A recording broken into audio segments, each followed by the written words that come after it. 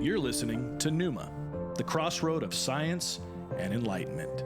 This podcast is a place where science meets soul and healing meets hope, where the latest in science meets ancient wisdom to illuminate the path toward healing and transformation. We break through stigma and misinformation to explore the transformative power of psychedelic therapy, holistic health, and the mind-body connection. Through stories, insight, and expert conversations, we provide practical solutions to help you reclaim your mental health, embrace your spirituality, and achieve true enlightenment. Hosted by Alan Wiederhold, author of the book Walking in the Garden, Discovering God Through Psychedelics. Alan is the consummate explorer, passionate about empowering others to embrace the divinity of their true selves, as well as the founder of Pneuma Health, whose mission is to restore and transform lives. Here's your host, Alan Wiederhold.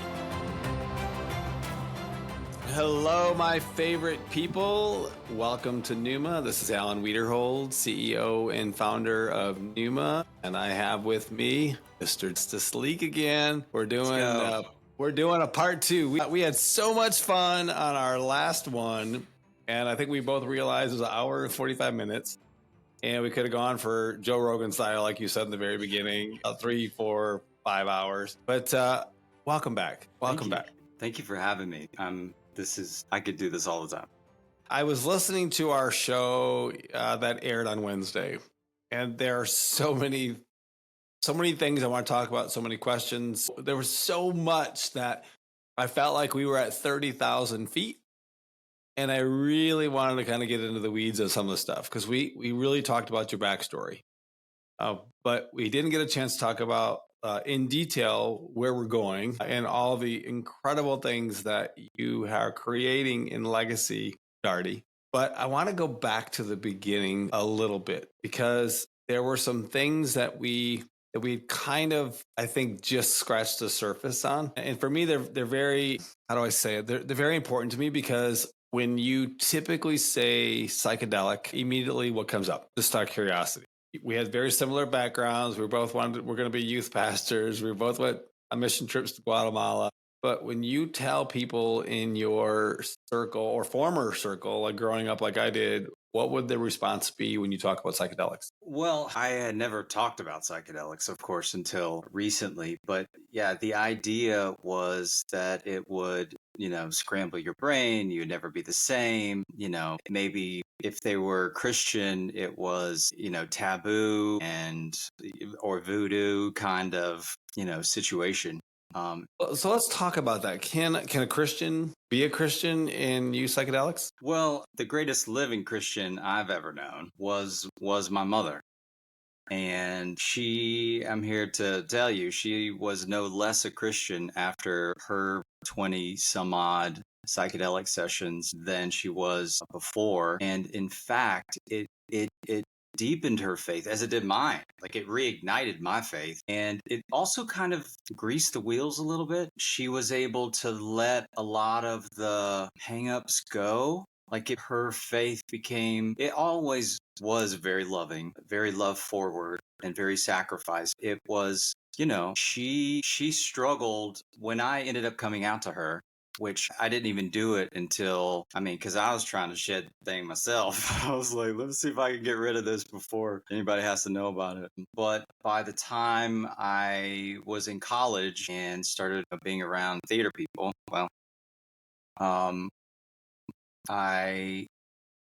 I was like, okay, this isn't going away, and I do believe that God made me this way, and I don't know what exactly that means. I would go on to learn, how indigenous people in America would refer to us as two-spirit people, and they were often the spiritual leaders, which I was like, oh man, this makes a lot of sense because there is the divine masculine and the divine feminine, and I seem to be somewhere in the middle of that. But when I finally, I told her in a car, so we didn't have to look at each other, and knowing that if she rejected me, because that was the case back then, you just have to be ready that they will disown you or you're not going to have a home. So by that time in my young adult life, I had moved to Atlanta and I had started to know other gay people who were Christians, and these two guys really kind of took me under my wing. I called them my gay dads, and one of them, his father had been a Georgia minister, and I was like, and he still loves you, and they still what? And he was like, yes. And I got to watch their relationship, and it looked normal. You know, the only images of gay relationships that I saw were, you know, involve drugs and drinking and promiscuity, and it was hard to be like, yep, I'm that.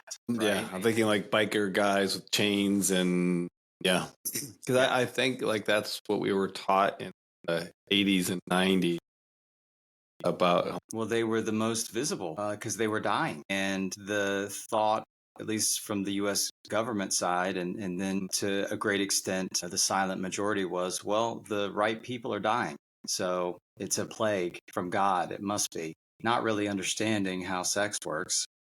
And Or how God works. Or how God works. And, you know, we really didn't move on it quick enough. And now the continent of Africa is really suffering. So going in with that confidence that I was at least going to have somewhere to go, I told my mom, and there's tears. I mean, lots of tears. She said that I believed a lie from the devil and that she would never accept it, but that she would always love me.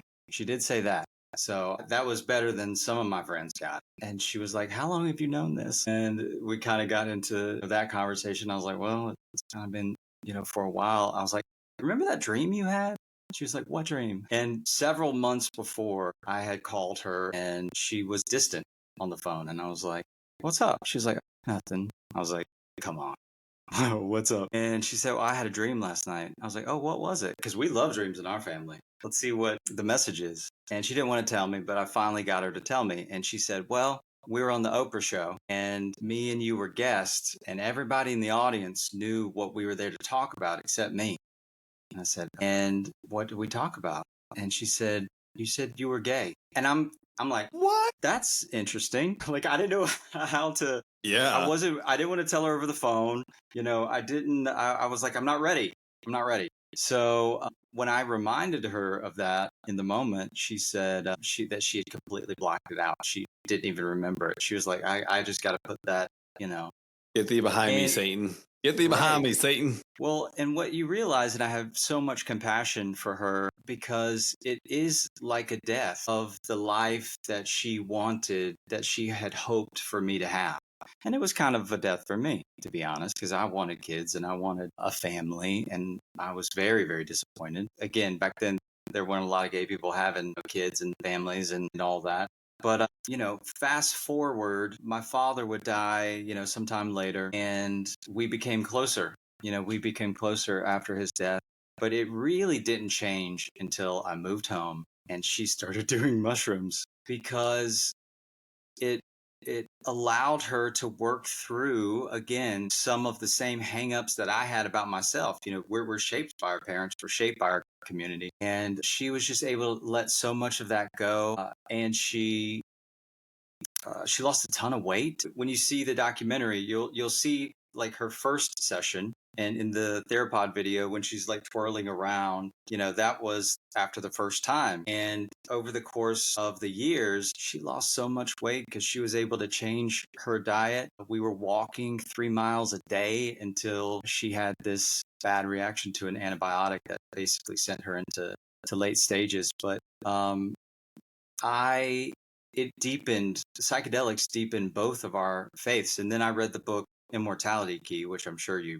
Yeah, the Eleusinian Mysteries. Yes. And I was like, wait a minute. We knew all along. Yeah. We knew all along. And I remember being in high school and I worked at a little Christian music and bookstore and we had lots of music so I could listen to all the music. And we had a VHS tape session. It wasn't Zondervan's, was it? No, this was independent. It was called Heaven's Depot. All right. Yep, right by the Winn-Dixie in Montgomery, all right, Alabama. We are in the South now. And so I worked there and we had videos. And so to occupy my time, I would just put in videos. And one of them was about Mormonism, solving the Mormon puzzle. And there was a Mormon church like in the parking lot of my high school where I was going at the time. And, you know, it says Church of Jesus Christ of Latter-day Saints. It says Jesus in it. So, but after watching it, I was like, whoa, there's a lot of different things in there that are we talking about the same Jesus?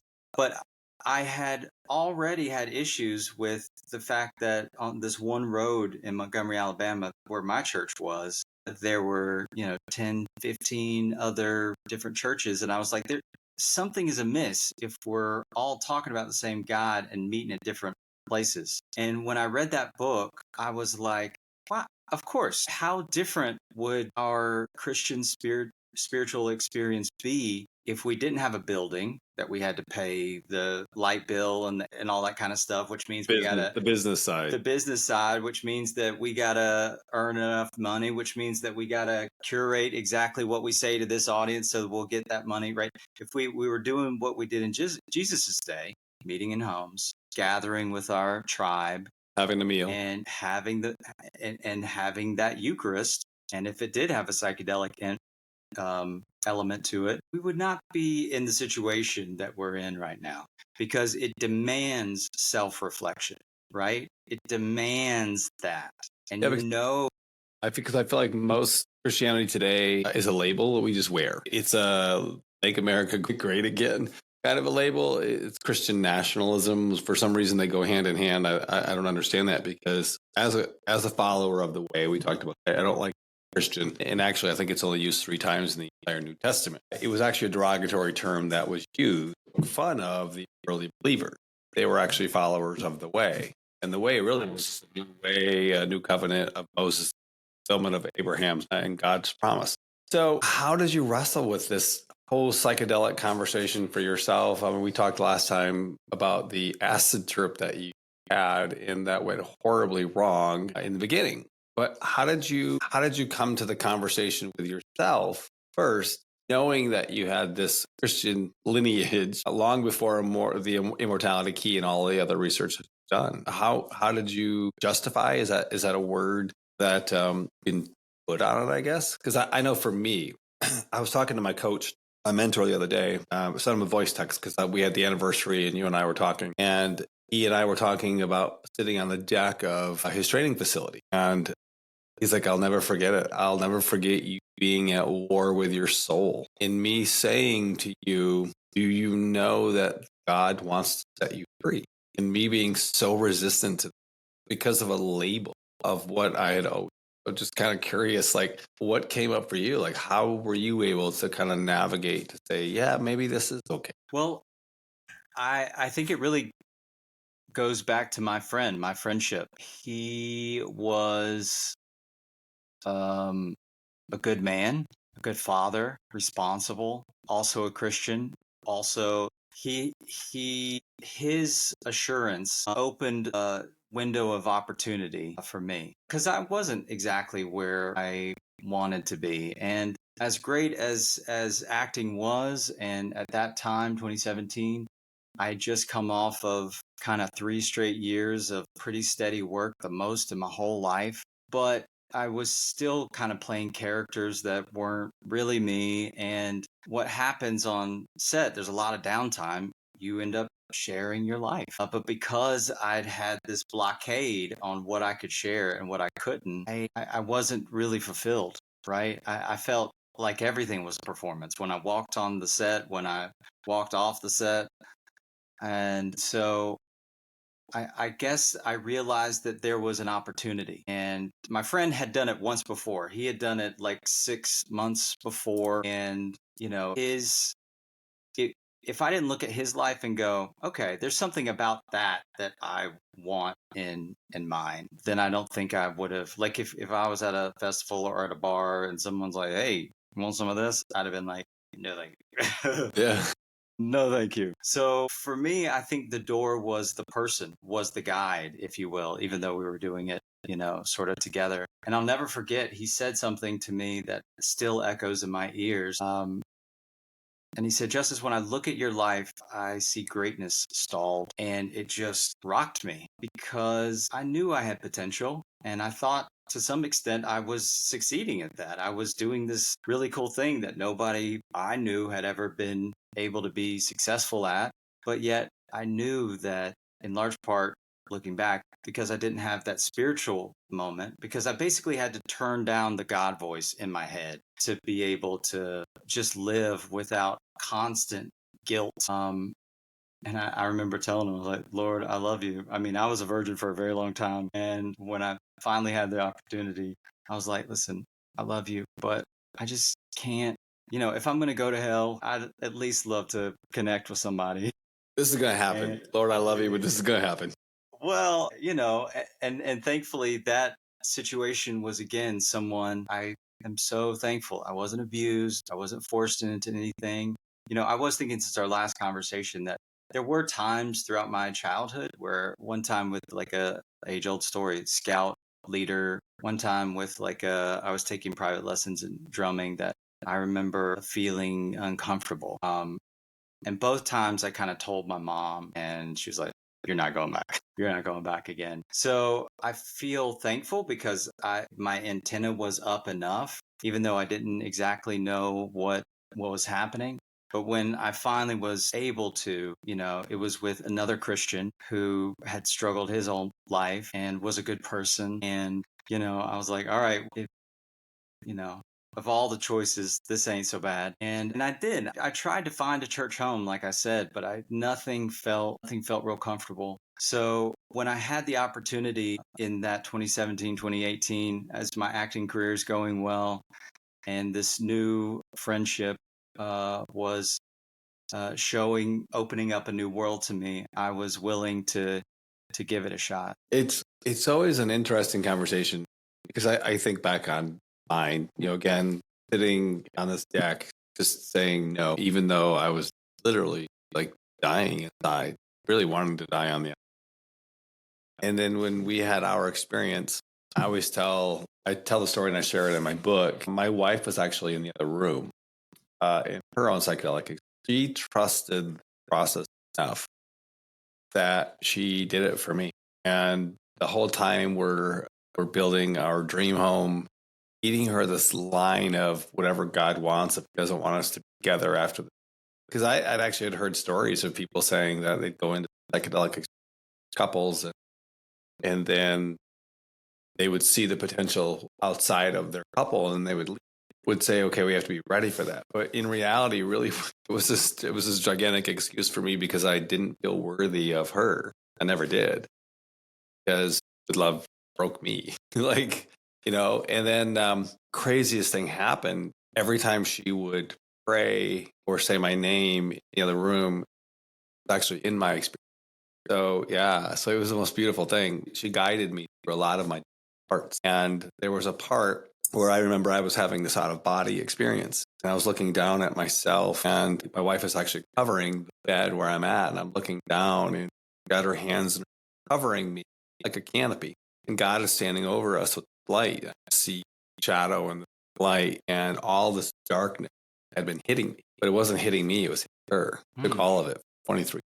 Our entire marriage, all of my pain, all of my darkness, like all of it. And when they say, do you want to come back together? That's what could be. One person could say, no, I'm good. I don't want to. And they prepare you. Like, you have to be okay with that. And life could look a little different afterwards. And I will never forget when they said, Rachel's asking. The first time I was still working through my abuse. I was still trying to navigate all of that. And then the second time they came back in, I just started crying. I'm like, yes. Because I had seen the potential of what God could create. Why the Christianity conversation is always such an important conversation in this. I feel like, again, like what we're talking about, when you say psychedelic, it's this programming, same thing about being gay or homosexual or whatever you want to call it. There's just narratives that don't even make any sense. We don't even question why or where things come from. And I always try to challenge my kids on any conversation. So how did you get your mom? So your mom is, I love you, get thee behind me, Satan. I mean, I can imagine that conversation because I never even had the courage to tell my parents I was abused until 3 years ago. And then there's a billion questions. And then there's the guilt of, and I just asked them, stop. You're making this about you. I'm okay. Like, I have forgiven. I've moved on. It's done. Forever to do it. This isn't about you. So stop wearing the guilt. And that's where I felt like a lot of it comes from. With parents, they love you so much that they want the best for you. Then they start questioning, like, why are you the way you were? Because you told the story, and my heart grieved for you. You laid in the field. You just said, "Take my breath," and that's just because someone told us a lie. So crazy. So now you're in the car with your mom, and you're having the conversation around psychedelics. How did that go? About psychedelics. I mean, you're like double whammy now. Oh yeah, I'm gay. We were on Oprah, and now I'm going to give you some mushroom. Well, so that was, 24. I was like 24 years old. Yeah. The psychedelic conversation It was didn't like happen 15 years, 17, like 15 years gone by, something like that. But these are like big monumental conversations. I don't care if they're 1 year apart or 5 years. These are big conversations. Yeah. Well, for her, it was, I found sort of in my gratitude list, I do this thing called 5 favorite things that I started in 2019. It's changed my life. And so I'm sort of patterning a tool after it in the app. But I found where some of the things that I was thankful for or grateful for having that day is that I was mentioning it to her, and she, she took it in stride. She had no interest in doing it, but it really was her, things getting so scary. She had that moment where she didn't recognize herself. And then, because in the beginning, I could still go off and work. So at the beginning of 2019, I was working on a show called Swamp Thing. I've done a lot of comic books. And that one was pretty cool because the entire soundstage, they turned into a swamp. So like deep enough water that you could drive a boat on it. And I had to drive a boat on it. What? Yes. And That's like cool. very carefully. And there were divers in the water and they didn't want me to go too hard into the set. But anyway, so in the beginning of 2019, she could still be left at home and she was still driving. Most of the places she drove were pretty close by, but I'd come home from working on that show and she was just super, super quiet. And she said, I had some foggy days while you were gone. And that's what she would call them. And I said, well, what happened? Well, you know how confusing that intersection is. And I guess I was driving on the wrong side of the road and people were honking at me. Now, this is literally the intersection, like right outside of our neighborhood where she goes all the time. Mm. So we're like, hey, maybe we don't drive, at least for now. At least for now. That was devastating for her. And then eventually where she was volunteering at the hospital, she couldn't figure out the codes on the locks and taking people outside the doctor's office instead of inside of it. And I kind of gave them the heads up. I was like, will you let me know if it gets too bad? And so they called me, and that was really, really devastating. So as those things were happening and I'd shown her more of these videos, she was just open to it. And again, her turning point was like, she was like, well, I know, and I have this on video too, because we would pray, we would set the intention. I knew it was all about setting that intention. And so we did that through prayer. So I would typically blend up the dried mushrooms into capsules, put them in her hand, and we'd say a prayer.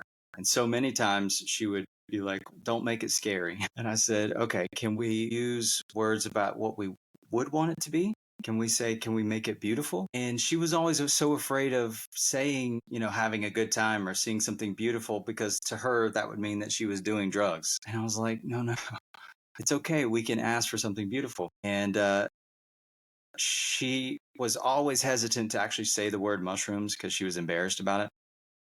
Oh, this one time, we were praying right before we were going to do it.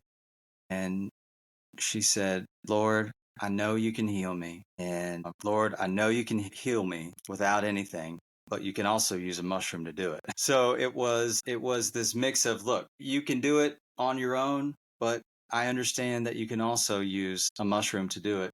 But like I said, she was still so embarrassed of it. So we got into 2020 and then it was locked down, and I was terrified of now bringing her in this deadly disease that no one knew about, because people may not know. You don't die from forgetting something with Alzheimer's. What you die is your body forgets how to function. And it's usually a illness that sparks it, and then you're in bed for a couple of weeks and then you just never get up. So flu is a big one. So when this, mysterious new COVID thing came through, I was like, oh my God. And it can be invisible for 2 days. Then we were in real lockdown mode. And I'll be honest with you, because it was hard to get weed in Georgia, I got a handle of tequila. And in the afternoons, I'd fix myself a margarita. Because I'm like, well, the world's falling apart. My mom's dying. I'm gonna have a drink. And I've never really been like a drinker, Right. but when the world was burning, I was like, what? I couldn't even I've see my friends. What's that? so many people too. We just had 2 extra bottles of wine every day. Yep.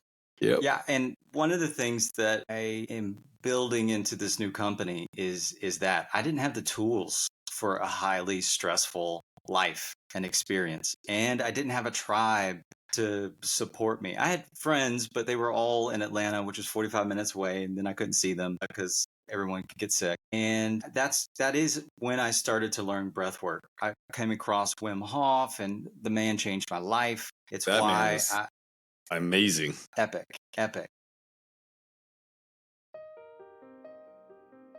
Thanks for listening to this episode of Pneuma, the crossroad of science and enlightenment. We hope you're enjoying the deep dive into psychedelics, neuroplasticity, and the path to transformation. Before we continue, let's discuss recovery. After powerful experiences, your mind deserves more than just rest. It needs real support. That's where Pneuma Hydrate comes in. Formulated with GABA, taurine, inositol, magnesium, and more, Pneuma Hydrate is designed to help your brain recover faster and support neuroplasticity, giving you the clarity and the energy to fully embrace your journey. Fuel your recovery and elevate your mind with Pneuma Hydrate. Check out pneuma.health to learn more. Now, enjoy the rest of the episode. As you're talking about the whole perspective of Christianity and good experience, bad experience, I was thinking of, I told a story on a podcast a year ago. I was speaking at Psychedelic conference in Denver. And I remember it was the second time I'd actually come out speaking about psychedelics. And it was about my book, Walking in the Garden, Discovering God Through Psychedelics, and sharing my story of abuse and finding God in psychedelics.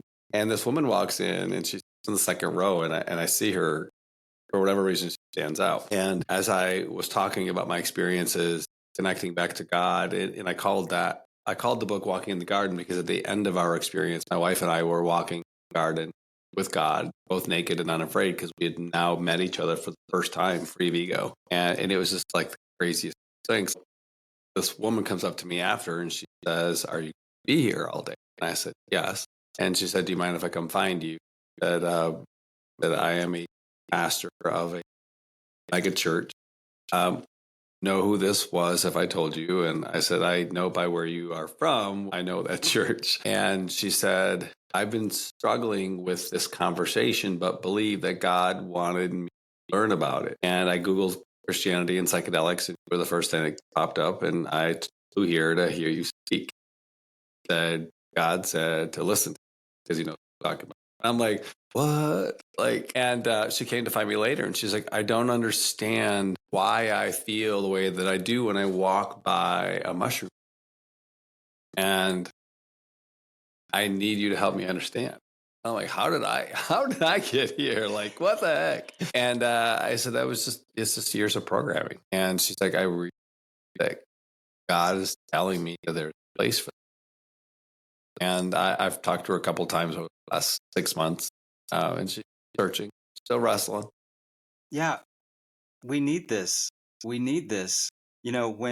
it was, I guess, fall of 2020, maybe early 2021, churches and other things were finally letting us back into the physical space, but everybody was in masks. And we had just done a session a couple days before, Perky, she's dancing, she's feeling good. We'd gone to church, and afterwards, as you're walking out, you talk to the people that are your friends, and there's this one couple who, we'd go to dinner all the time, and that mom's known him for a while, and they know that she has this disease, and they're asking, well, how you doing? How are things?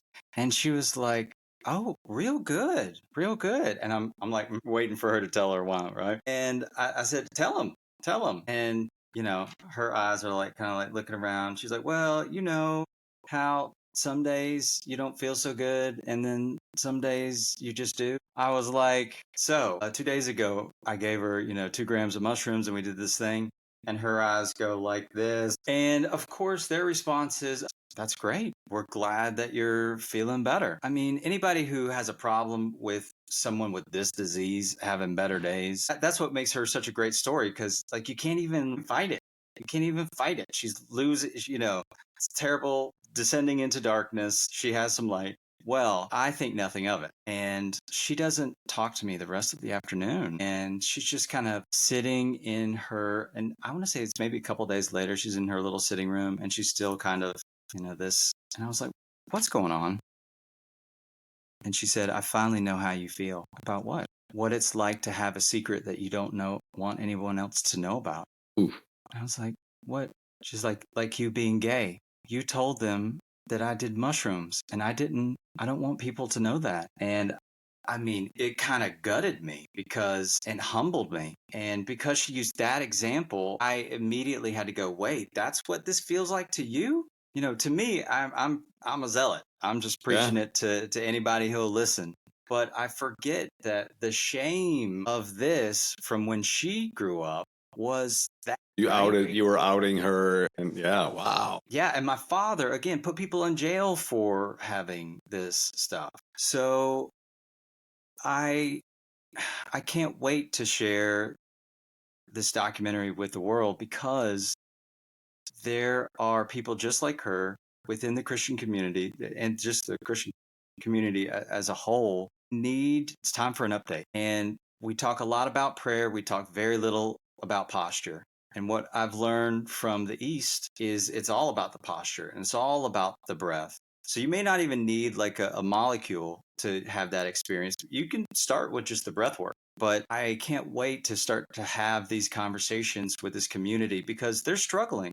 They're on all the, anti-anxiety stuff, all the depression stuff, because they're having to keep this big old bright smile like nothing's wrong and, the world's on fire and they don't really talk, share their problems in church because it's become a show.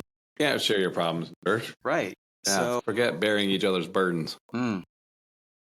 Yeah, and it's songs I hear, and for whatever reason, Peter is always quoted about being of sober mind. And when you go back and you actually look at the words in definition or meaning behind sober, you have to question because just like you're saying, like 1 in 4 are on an antidepressant. So my wife works from home as well, and she was sitting on the island kitchen island, she's having her morning coffee, and she's screaming, "Do you realize that most women are 1 in 4 are on some kind of antidepressant?" Yeah, not surprised. But yeah, we don't trust God. We don't trust ourselves. We stuck in these because we haven't had to. Yeah. We can go to the CVS when there's a problem. Exactly. And what happened when my mom had this disease, of which there was nothing you could go to the CVS for? But let me tell you something. You may not be a believer in anything, but if someone you love is struggling, dying, suffering, you're going to talk to anything that's listening. And it's been so beautiful to learn about the rich history of psychedelics across the world and their uses in these indigenous cultures, these tribes of which we came from, like the ayahuascas that can really cleanse us, our bodies, free us from so much of our dependencies. And it's not just pharmaceuticals, it's food, Listen, Yep. I come from the South. It's I love me some sweet tea, but that thing is a syrup. Yes, I'm sure. Okay. The sugar. You get the sugar. Right? So it's easy to condemn drugs, not the ones you pick up at CVS, not the ones in a bag of M&Ms at the convenience store, right? And the other drug that we're suffering from is technology, which is hijacking our, neurochemical system. So the way I like to talk about it is that there's a time for medicine work and there's a time for non-medicine work. And we need to understand the difference between the both.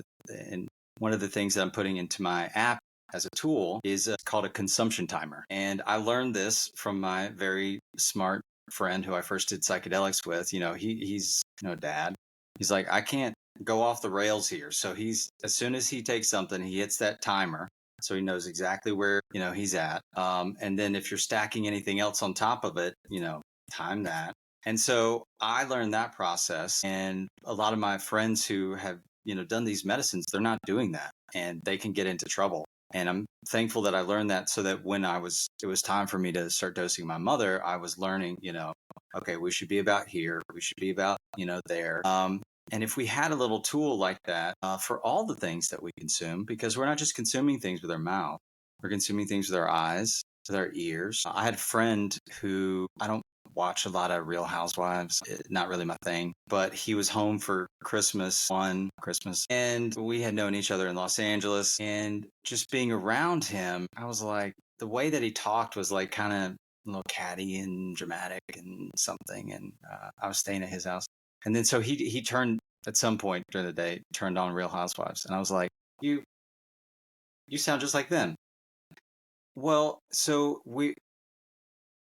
in the same way that we are influenced by the 5 people that we interact with the most, whether they're in our physical life or, in television, we're absorbing, we're not just absorbing, funny one-liners. We're absorbing how to process the drama that's unfolding around us. So it's so important to know what we're consuming. So then when we have the bad day, we can look back and go, okay, what have I been consuming? Was it a whole lot of weed? Was it a whole lot of Desperate Housewives? Was it a whole lot of music or, podcasts, whatever? And then my hope is to give people practical tools that they can start to, learn to navigate autonomy. Yeah. Now, did some of that come because you had mentioned in our last show, you had actually mentioned your first encounter with LSD, and you weren't in the right frame, and you got out to this concert, and and I believe you actually said it was like a version of hell. Like in your mind, like the statues were like, the crowd was, but then you had somebody who was watching, and then you were telling me that things kind of, does some of that come from maybe that experience where you were able to kind of navigate the shifting of your perspective of how all that looked? Yeah. Earlier as the trip was beginning, I could see that people's faces would be distorted, right? Like when you were walking down the path. Right. I was hot and muggy, and they were all look like hot and muggy. And we're looking for someone who had lost their phone, and my friend who I was with, ended up finding the guy, but had I thought was an angry conversation that they were about to get in a fight. And I was like, don't fight. And he's like, Justice, I'm not about to fight this person. He was like, I wish somebody would fight me, because he does martial arts and stuff. He's like, no one will want to fight me. So that was the beginning of I'm projecting. Well, then there's the Easter Island cult that I was in, and then I was being chaperoned by this girl that I had just met, and her face, I'm telling you, was like shifting between, it looked like demonic and like evil to like an angelic face, and it was freaking me out. And there was this one time we were standing at the back of this stage, and the music was just like wonky and weird, and it was hot. I just wanted to go back to the camp, but it was so far away, and she didn't want to do it, and all this stuff. And her face was just, again, weird and strange. And I noticed a speck of glitter, like underneath one of her eyes. And I was like, I'm just going to focus on that. I was like, that's pretty. And the second that I acknowledged that was beautiful, her eyes went from looking like weird and demonic to like angelic. And then once her eyes shifted to like an angel, the music suddenly went from weird minor chords to like a major chord. And I swear I felt a breeze on my face. And I never say I'll never forget that, because you take care of someone with Alzheimer's, you realize you don't get to choose what you remember and what you don't. For as long as I am able to remember this moment, it will remain so impactful, because it showed me in real time. Psychedelic is mind manifesting, right? So it showed me in real time how, just in the same way you can spiral down by stubbing your toe as soon as you wake up in the morning, and then you realize you needed gas and you didn't get it, and then the person in front of you cuts out, and like the world hates you. You can spiral up, and it starts by acknowledging something good. And how I translated this into my life is through the practice of gratitude. I mean, everyone talks about gratitude, and to ad nauseum, almost no one does it full time. And I didn't even like the idea of it. And I'm telling you, when I first moved in with my mom and was away from my friends and in this small town, and she's dying and it's COVID, it was not easy to find something to be thankful or grateful for. So, but I started a little Google Keep list, and I demanded it of myself. I started doing breath work, and I started doing this. And at the end of every day, I listed 5 things that what I call my 5 favorite things, little moments. Oh, I got the lady at Kroger let me in front of her, and I didn't have much to have.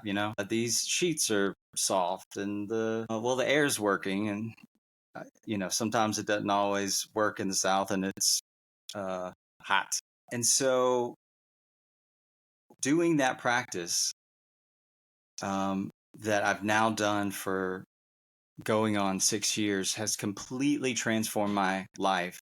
And it started from that speck of glitter, because I realized, okay, so your mind is a calculator, right? What do calculators do? They solve problems.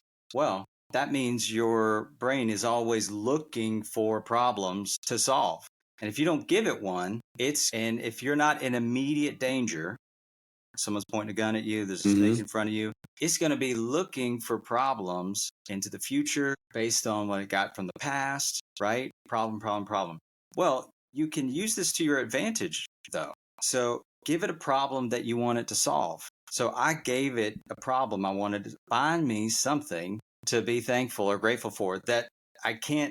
The rule is end of every day, because it's a look back, it's retrospective. It can't be the same thing that you did name the day before, and get creative with how you name it. So I'll use emojis. I'll try to use like song titles or like book titles. And so when I go back through my list, it's an exact moment. Like it's this thing, this conversation, my favorite song came on at the Home Depot. And so I try to get creative with how I name it. And what's amazing is my brain now thinks that I'm winning, even when I got nothing in my checking account, because I have been doing it so long. I've articulated almost everything in my life as a gold coin. I like to use the example of Super Mario Brothers. Did you ever play original? Oh, heck yeah. Come on. Love it. So what happens at the end of every level in the original? Right? The flag. He runs, jumps up on the flag, and then he Ding runs ding off ding the ding ding screen ding to the ding black. ding ding ding ding ding ding ding ding. That's ding, it. Ding ding ding ding ding ding ding. Yep. Those are the coins. My 5 favorite things is collecting the coins that I got on today's level. Oh, I love that. Of life. And so what's nice is when there's somebody blowing. I don't know if you can hear it outside. What's nice is when I'm moving through my world now, it sees coins, because I've identified things that are meaningful, and I've said acknowledge that are good, as opposed to what happens to most of us. We're just suffering because our minds are left to their own devices, and they're only looking for problems, right? I love that. I was listening. Yeah, I was listening to Jim Quick, and he says, life's a scoreboard. Like when you step out into the field, at the end of the game, at the end of the day, you know what the score is. Most people don't, though, because they don't ever really get into the game. And one of the things that he said that helped me is, what are the 3, you say 5. So he says, what are the 3 things that if you accomplish those today, at the end of the day, when you're getting ready for bed and you reflect on those 3 things, what were the 3 champagne moments where you won on the scoreboard? And I love this is so incredibly hard, yet so incredibly, we just shift our perspective. Yeah. I love the Mario, like the Mario example. You like that? Love that. And we all know this, especially here in the States, right? We've all maybe test drove a new car before that we've never seen. And then we drive out the next day and suddenly we see them everywhere. Well, they didn't just roll off the lot. Your brain identified it as significant. And so now it's showing it to you. Your brain is trying to forget more than it remembers. And the reason I demand it of myself every day is because you think that you'll remember that one little moment, but I promise you, you absolutely won't. And because I've been doing this for so long, every now and then when I'm going down my list, I'll accidentally go the wrong way and then I'll just start to read some and I'll be like, oh, I forgot about that. Oh my God. And so I'm making a function in the app, this tool, where I call it the serotonin button. You're having a bad day, go over there, hit that serotonin button. You're going to be reminded by the little and small moments that you have acknowledged that were meaningful, and watch as you change. And so it's one of the foundational tools of the app that will empower the whole ecosystem. And while THER POD is for the medicine work, and you can have some custom experiences in there to help support and create a unique experience for you during the medicine, it's not enough to do that. You need connection to your body, you need connection to your breath, and you need connection to community. And I love this quote. Do you know Sebastian Junger? Yes. He wrote Tribe. So his quote, as a species, we are wired to survive trauma, but we aren't wired to survive trauma by ourselves. And that's how I feel just in general in life, that we are really suffering today because we don't have communities, real in-person communities. And you may have a breakthrough moment in the medicine, but if you don't have a tribe that can help you integrate that into a life and what that looks like, odds are that pattern is going to return. So I'm expanding the concepts, the immersive design and bio monitoring concepts from THER POD into a group fitness, a social wellness club. And that is designed to amplify functional movement, breath work, and then community. And so at the end of a breathwork class, if you've selected it on your iPhone, there's a moment where you're looking up into the projected ceiling where you might see some of the things that you were thankful for come shooting across.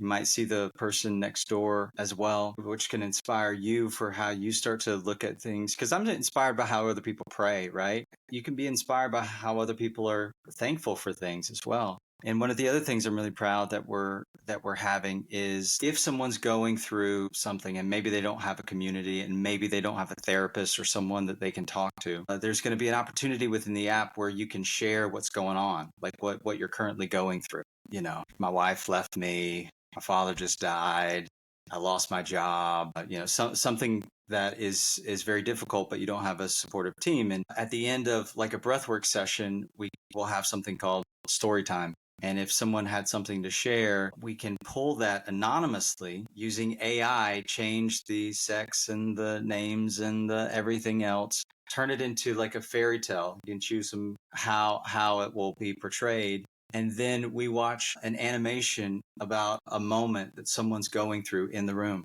in this sort of anonymous way. And then when the lights come up, the practitioner can then open it up for people to share words of encouragement or words of comfort to that person, and they can remain completely anonymous. Yeah, the idea is to utilize this technology to actually create connection.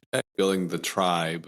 And I love that you're doing it in that way, because like we talked about in the very beginning of our last, we'll connect origin story.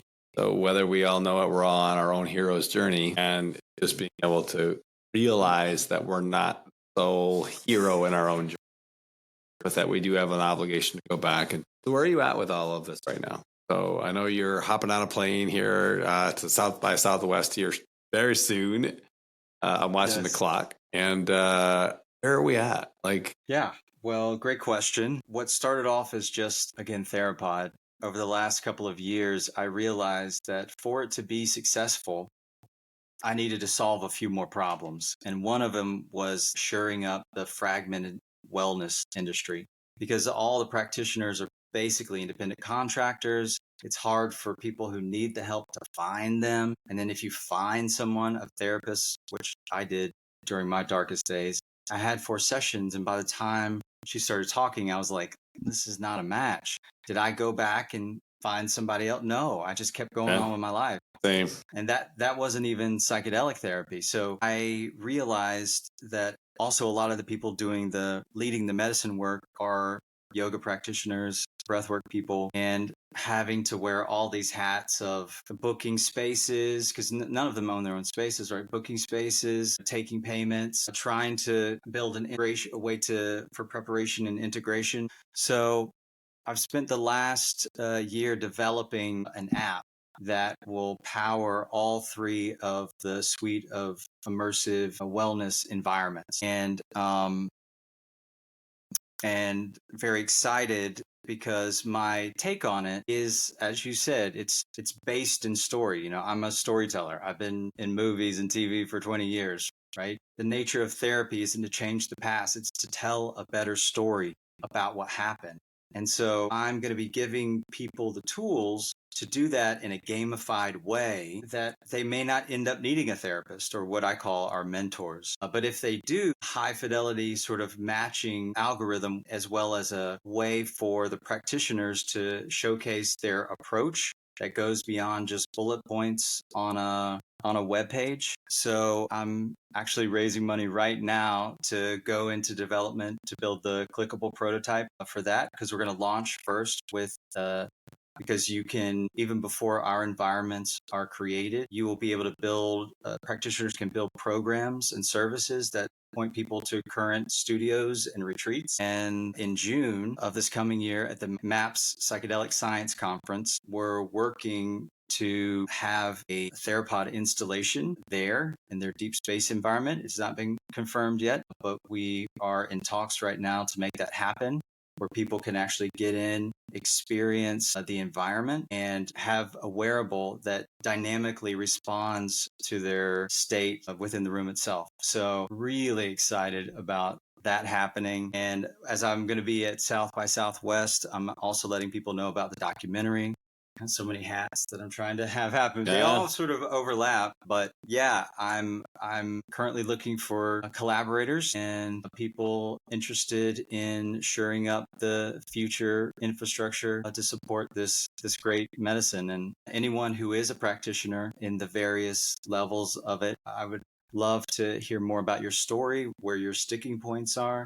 I'm trying to solve that for you, so you can focus on the work that you're called to do, which isn't to run a business and respond to Instagram DMs. So yeah, that's where we're at. I love it, and that was such a perfect close to this. So I will. We've already posted. And I posted waves. I posted THER POD on the last episode. Just want to get this story out because it's so incredibly raw, and just it's been so great getting to know you and to be able to help in the way that I can. Listeners, I will continue to give updates on where we are with THER POD and Justice Journey. Yes. Oh, I forgot. Yes, my patent. We filed for the patent. Awesome. Bioadaptive therapeutic environments, which will cover all of our environments. It just came through for approval. So we're heading on to the patent prosecution highway, and we're in that last step, but all of our claims were deemed inventive and non-obvious. And so there's basically two similar patents. One is for a virtual, bioadaptive environment that I think Compass Pathways has. And then we have the physical bounded room bioadaptive environment where you're actually in the space and the room responds dynamically to you, and the practitioner is aware of the internal state. And my hope is that we can finally give practitioners the tool of environment, which has long been, this big factor, but constantly variable. So now we have something that is repeatable, dependable, customizable for the patient and for the practitioner, and really excited about the future of developing new protocols and experiences so we can bring this to the masses. And we're going to continue to follow. And listeners, if you have not yet, like and subscribe. And I will have, as I did on the last episode, where to find Justice and how we can keep track of THER POD and know where they're going. But this is Alan Wiederhold. Justice. Thank you so much again for joining us on this incredible show. And I wish you well at South by Southwest. Safe travels. And again, thank you, listeners. This is Alan Wiederhold. This is Numa.